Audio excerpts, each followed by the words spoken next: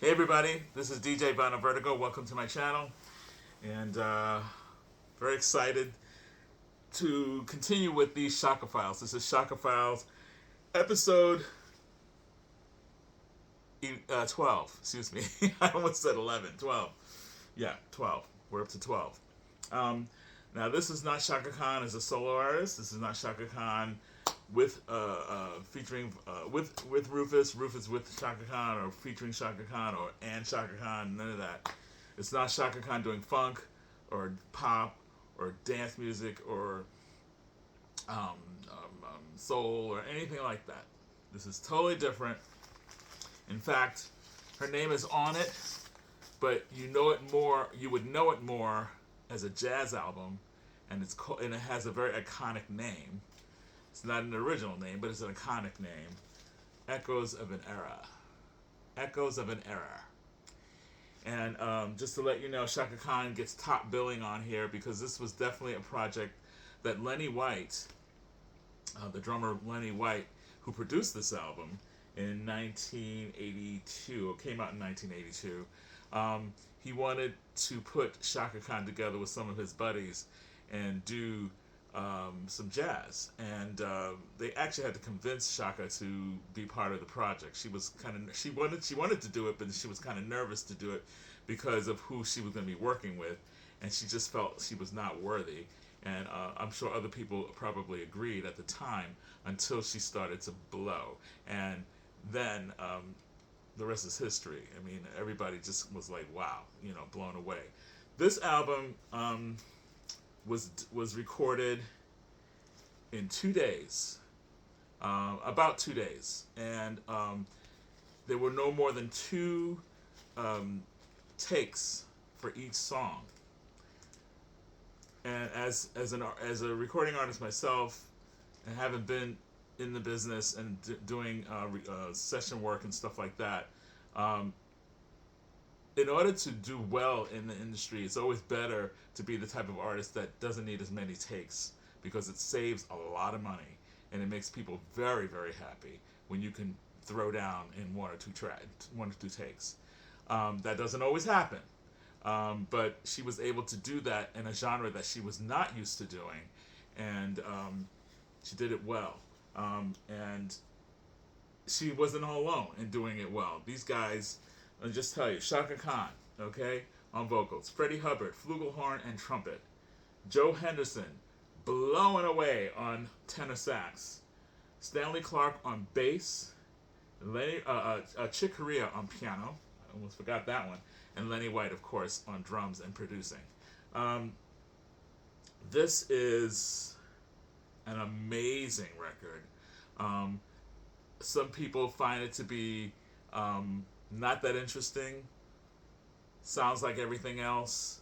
What they wanted to do was to recreate what it was like to record back in the 50s and the 60s, without overdubs, with errors in it, with just almost like a jam session, but not really, and live, basically.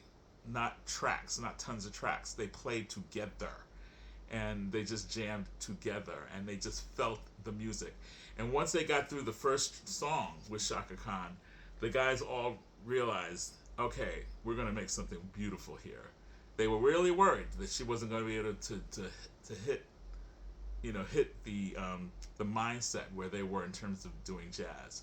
Like a say what Ella would do, or what a Billy would do, or what a Sarah would do, or Carmen would do. Chaka did it. She did it. And that's the cover. That's the back. That's all of them together. Okay? And that's not Photoshop. That's all of them together and having a good time. This is on Elektra Records. 1982 this came out. And basically, they wanted to have the attitude and the feel of a 50s or 60s jazz record. And they accomplished that, I think. There's even a song on here that Chaka did called Spring Can Really Hang You Up the Most. She had never heard that song, or never really listened to it. And she listened to it one time and was able to project the feeling in that. It starts out with "Then Their Eyes," beautiful version of "Then Their Eyes." I remember Billie Holiday singing that song, and it just, I didn't think anybody else could do that song as well as she could. And I actually, Diana Ross did a really good job with it when she played Billie Holiday, and the Lady Sings the Blues soundtrack, really wonderful. Very different than what would be here.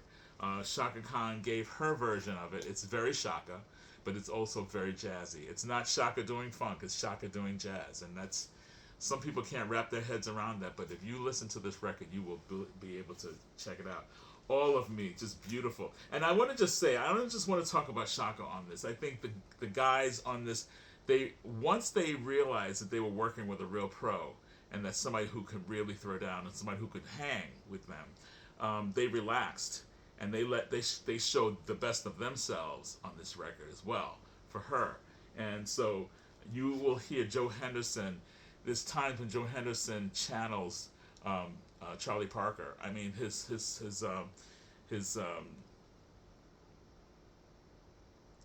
vamping on the tenor, his solos are just mind blowing, beautifully and fluid. Freddie Hubbard on flugelhorn and on trumpet, he gets tone on there that just knocks you out. And they record this so well that you feel like you're in a club checking them out without it. You don't hear audience banter, of course, but it sounds like you're listening to them in the club. It's that stark. It's that like up front and in your face, and just that bright. It has the brightness to it. Chick Corea, of course, we don't even need to talk about Chick Corea doing some beautiful piano without being too showy. They all complement one another, and no one's trying to outdo one another. This is not about trying to show how brilliant I play.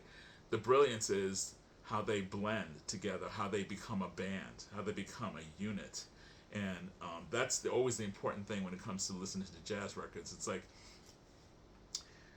are they fighting against each other musically, or are they really listening to one another and they're complementing one another and really loving one another in the music? And I think that's what happens in this record. I think it's a really special album. If you could find this, pick it up. It's just amazing. There are reissues of it that has, I think, extra outtakes, maybe one or two, and also has an interview with Lenny White and an interview with Chaka Khan.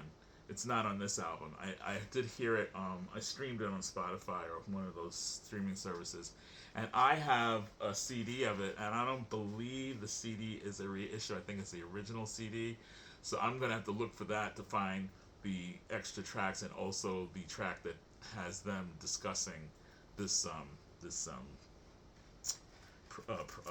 production, this project. So they do All of Me. They do a song by Monk called I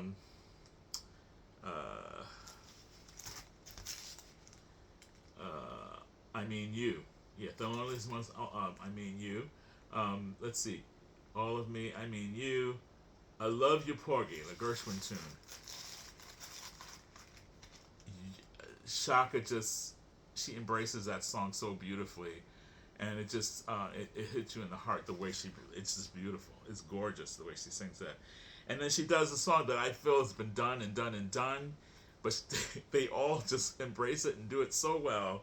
They do Take the A Train, great tune by Billy Strayhorn, who's affiliated with Ellington, of course.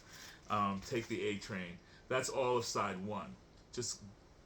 It's just amazing. The solos on here, they're so laid back, but so effortless, and so, like I said, bright. It's just bright, and it's not showy, but it shows the brilliance of these guys, that they don't have to be showy to show you that they know how to throw down. It's just, that's why some people find it to be like, this album could have come out, and if they were that age in the 50s, they could have done this album. This would have been put out in the 50s, and it would have just fit in with everything else that's there. And that's what I think is the brilliance of it, is that they have brought us back to an era that a lot of people really love. People love that period of jazz, the 50s and the 60s. And they actually recreate that in a very natural way. The second side, I hear music. Incredible. The phrasing that Chaka Khan does on this, with all the other musicians on that, I mean, this is a song that you have to be a very well schooled vocalist, especially in jazz, to do something like that. To do, and she sometimes scats in some of the songs. She has sort of scats, and she does a little vocalese on some of these things. It's just incredible. Oh, and just to let you know, I Mean You, Shaka actually writes some of the lyrics to that one, the Thelonious Monk tune. So just to let you know. High Wire, The Aerialist, really nice tune. I really dig that as well. Where is that one? High Wire, The Aerialist. Where is it? My eyes, I tell you. Here it is, yeah. It's by Chick Corea and Tony Cohen. Really cool stuff. And then there's an alternative version of All of Me on here, just as good as the first one that did it on the first side. The alternative take they give you. And they finish up with Spring Can Really Hang You Up the Most. And it's just such a epic, poetic rendition of that. I mean, you just hear everybody just totally channel that spirit of a time that was definitely a time when before I was even born, and you feel like this record is part of that history, even though this was done in the 80s. This is done like 30 years later, past the time when this kind of music was just in its infancy and really something that was really pushing forward and changing people's minds and stuff. This was that kind of music was already known and done and put to bed basically, because other things happened after that, fusion and all these things. But they came back and did not fusion. They did the original, the bebop kind of stuff on this record, and it is gorgeous.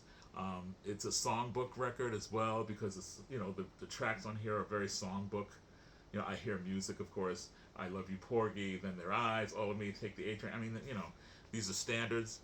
But and again, you could say, well, I've heard that done by so many people, but you haven't heard this if you haven't heard it. And once you hear it, you understand why this is an important record, not just for Chaka Khan, but this is an important record for jazz. Especially for young people. Chaka Khan wanted this record to be listened to, especially by young people who don't understand jazz, or not interested in jazz, who are more into pop music. And she says, myself as a kind of pop or funk or whatever you want to call me, I wanted to be the gateway to get these people, to get young people who are into my music to listen to this music, because if I hadn't listened to music like this in the past, I don't think I would have been able to come up with what I've come up with in my life. Because I didn't, I'm Catholic school girl. I didn't learn gospel. I wasn't in Baptist churches. I wasn't, in Pentecostal or nothing like that. So I didn't get my sound from that. I got my sound from a mixture of all kinds of things, of soul and of jazz and other idioms. Of course, listening to a little bit of gospel and things like that, but she was not from that world. And a lot of people misunderstand it. People think that she came from that world. She did not. So, just like me.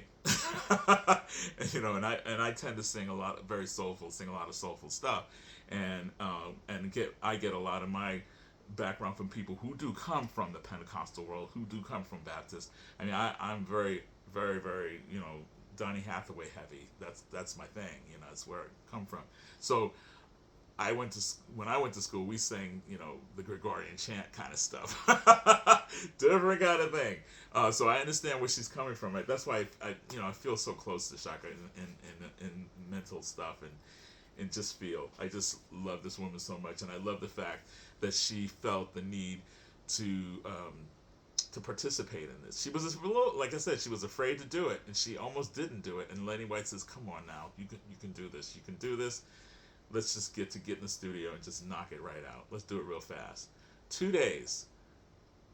no more than maybe 2 takes per song, and you have a full album with these incredible masters of their instruments, from Chaka to Freddie to Joe to Chick to Stanley to Lenny, and you have this classic record, Echoes of an Era. Echoes of an Era. It's considered a Chaka Khan album, but I just consider it a Chaka Khan, um, a Chaka Khan laced project in jazz, because it's not a Chaka Khan album per se, but you know, you kind of look at it as a Chaka Khan one. Most people do. In 2013, these guys got together without Chaka with Nancy Wilson and did a live version of Echoes of an Era. The only song they did from this album was, I believe it was Then Their Eyes. Don't quote me on that. But they did a whole bunch of other stuff. But they did that same kind of feel. It was a live album, and I saw it and I put it down, and I want to look for that one again. I want to pick that one up and have it. But it's Echoes of an Era, and that's Echoes of an Era Part 2. Now there's tons of other Echoes of an Era records out there that have like groups, that have a specific artists that they focus on. But they decided to just use the name Echoes of an Era, and so it doesn't. It works, and that's all I have to say about that. And we'll be moving on to another great record after this, and probably one more after that. One more Rufus featuring Chaka Khan record, and that'll be the end of that. And we'll just keep on moving on. But I think the next one is a solo record for Chaka Khan. Yeah. And don't forget, we've got other things. We've got soundtracks. We've got all kinds of stuff. So we'll be going on for a while with Chaka Khan. Anyway, that's it for today. I hope you enjoyed this. And if you have this in your collection and you haven't listened to it in a while, dust it off and pull it out and check it out. I just been listening to it all last week, and I just wanted to immerse myself in it so that way I can talk about it. Again, the solos on here from everyone. Chick, Stanley, Joe, Freddie, Lenny, and then Chaka doing her thing and also scatting a little bit here and there. Perfect record as far as I'm concerned. Echoes of an Era. This has been DJ Violent Vertigo saying I'll see you next time, and keep listening to great music, baby. Take care.